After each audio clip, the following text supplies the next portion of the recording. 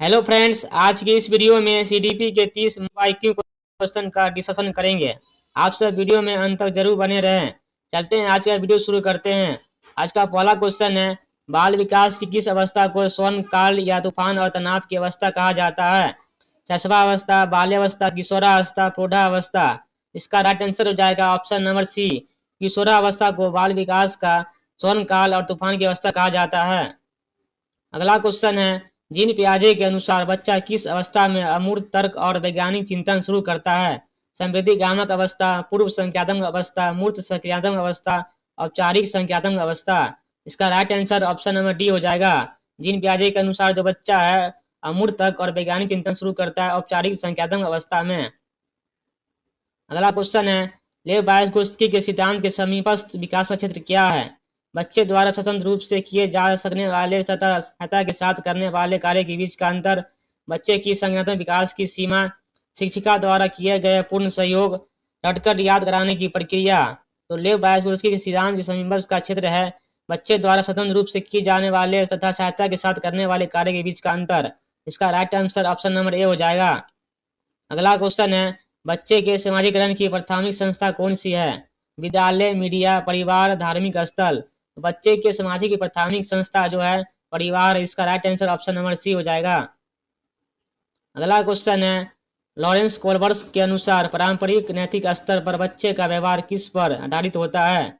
स्वयं के शारीरिक परिणाम पर, समाज के नियमों और दूसरों की अपेक्षाओं को पूरा करने पर, आत्म चुने हुए नैतिक सिद्धांत पर, दंड से बचने पर। इसका राइट आंसर हो जाएगा ऑप्शन नंबर बी, समाज के नियमों और दूसरों की अपेक्षाओं को पूरा करने पर। अगला क्वेश्चन है, प्रगतिशील शिक्षा के संदर्भ में निम्नलिखित में से कौन सा कथन सही है? छात्र केवल मुख्य सोचरा होना चाहिए, कक्षा में लोकतांत्रिक वातावरण होना चाहिए और छात्रों को समस्या समाधान के अवसर मिलने चाहिए, परीक्षाओं पर अत्यधिक बल दिया जाना चाहिए, केवल पाठ्य पुस्तक को ही ज्ञान का एकमात्र स्रोत मानना चाहिए। इसका राइट आंसर हो जाएगा ऑप्शन नंबर बी, कक्षा में लोकतांत्रिक वातावरण होना चाहिए और छात्रों को समस्या समाधान के अवसर मिलने चाहिए। अगला क्वेश्चन है, हार्वर्ड गार्डनर के बहुबुद्धि सिद्धांत के अनुसार एक मूर्तिकार या आर्किटेक्ट में किस प्रकार की बुद्धि की प्रधानता होती है? भाषाई बुद्धि, तार्किक गणितीय बुद्धि, स्थानिक बुद्धि, संगीतमय बुद्धि। इसका राइट आंसर हो जाएगा ऑप्शन नंबर सी, स्थानिक बुद्धि होती है। अगला क्वेश्चन है, राष्ट्रीय शिक्षा नीति 2020 NEP के अनुसार मूल्यांकन का उद्देश्य क्या होना चाहिए? बच्चों को पास या फेल में वर्गीकृत करना चाहिए, बच्चों में को सीखने की प्रक्रिया में मदद करना और उनकी आवश्यकताओं को समझना, रटने की क्षमता की जांच करना, छात्र के बीच केवल तुलना करना।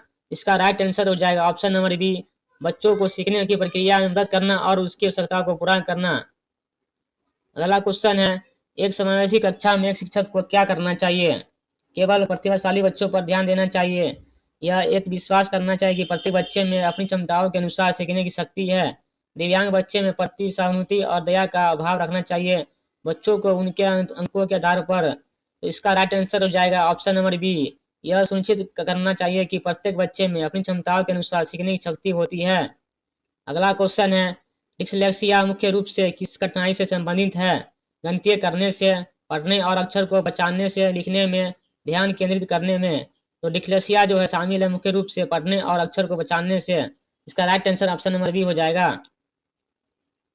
अगला क्वेश्चन है, विकास के संदर्भ में कौन सा कथन सही है? विकास केवल आनुवंशिकता पर निर्भर करता है, विकास एक आयामी और रैखिक होता है, विकास जीवन पर्यंत चलने वाली एक बहुआयामी प्रक्रिया है, विकास की दर सभी बच्चों में बिल्कुल समान होती है।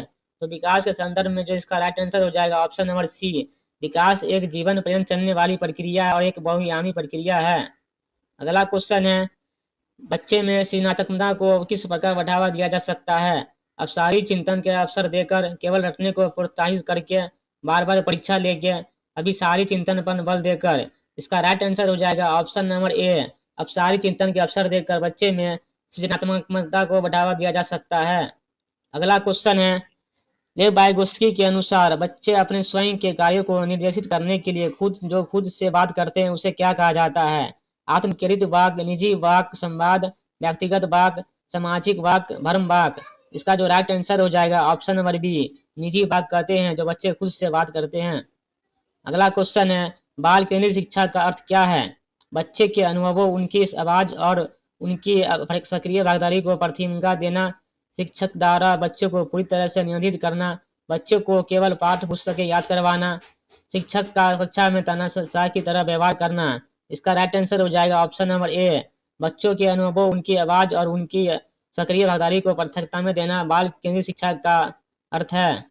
अगला क्वेश्चन है, सीखने के लिए आकलन, असेसमेंट फॉर लर्निंग और सीखने का आकलन, असेसमेंट ऑफ लर्निंग में क्या अंतर है?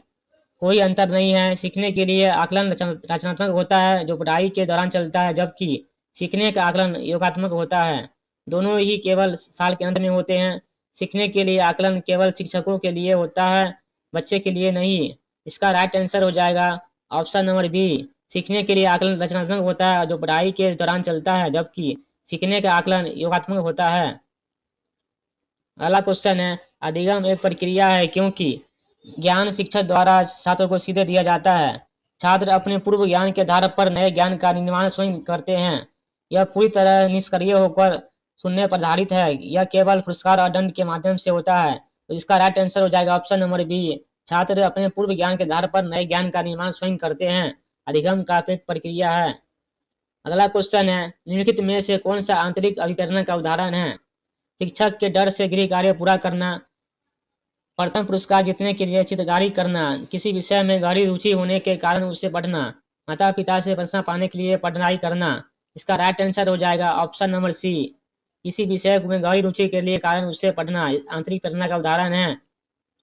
अगला क्वेश्चन है, बुद्धि लब्धि IQ की अवधारणा मुख्य रूप से किसके द्वारा दी गई थी? इसका राइट आंसर हो जाएगा ऑप्शन नंबर बी, विलियम स्टर्स ने दिया था बुद्धि IQ लेवल की अवधारणा।